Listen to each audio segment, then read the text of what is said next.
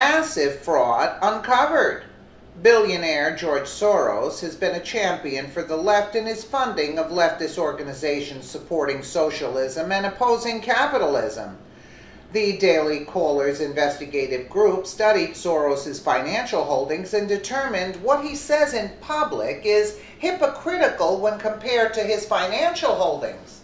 It was discovered he has investments in firearms, fossil fuels, fast food chains, and a number of pro-capitalist companies.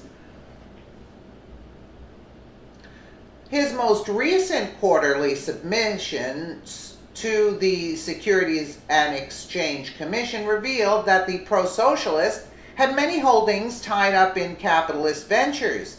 The report showed Soros Fund Management has invested in companies that are widely opposed to liberal activists, his supposed allies and supporters.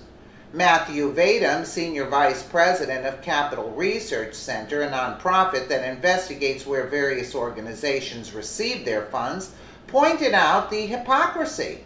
Soros is a socialist in ideology, but a capitalist in methodology. So, George Soros is a bundle of contradictions. His quarterly reports reveal several large investments in left-wing companies and organizations that likely help him keep pace with Democrats, but many of his holdings are also in capitalist companies. One example is his energy and environmental investments. $26.5 million were put towards the Climate Policy Initiative, a nonprofit out of San Francisco that seeks to limit the impact we have on climate change. Yeah, because that will also help in his New World Order agenda, open border agenda. That's why he's investing that. Yet other investments such as a $4.4 million in Peabody Energy, the largest privately owned coal company, and tens of millions in various companies that work in oil and natural gas are part of the climate change liberals worry about. Soros even invested in San Leon Energy, an oil and gas company operating in Moscow, despite violating Security Council demand for withdrawal back in 1975, making the company's operations in the country illegal. Soros also has roughly $1 million invested in Cabela's, one of the U.S.'s largest supplier of hunting equipment.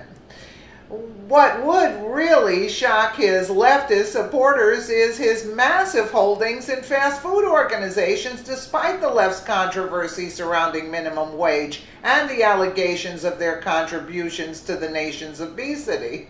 Soros has $317 million invested in left-condemned food companies such as Mondelez, which sells Oreos, Kraft Heinz with its junk food brands like Kool-Aid and Pringles, and various fast food chains like Wendy's, Papa John's, and Buffalo Wild Wings. He also has $14.4 million invested in Monsanto, a world leader in the use of genetically modified foods. He doesn't care about the people. Only his bottom line. Soros's investments would fly in the face of a massive number of left-wing agendas, such as those found on Wikipedia: gun control, climate change, limiting carbon emissions, boycotting fast food chains who refuse to increase minimum wage, and many, many other issues that Soros claims to be supporting are in his investment portfolio. It's pure irony that he is only able to fund those causes with money obtained through the very institutions he claims to despise. Isn't that hypocrisy at its finest? But when will the left wake up? Vadum put it best when he criticized the hypocrisy, saying, "This is a man who hates freedom, hates markets, and yet is brilliant and almost unparalleled in his grasp of how markets work. The contradiction in George Soros's financial holdings and his public activism shows the true nature of the fake socialist billionaire. He receives good wishes and praise from unwitting liberals who fail to recognize the champion for their causes is in actuality fueling the very companies and organizations they despise.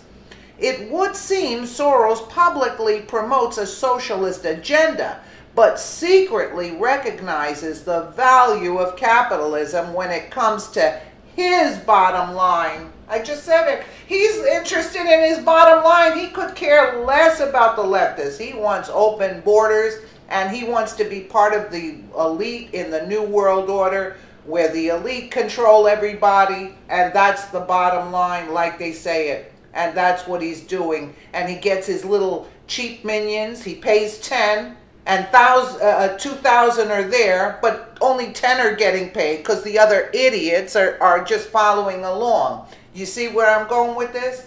Absolutely. Let me know.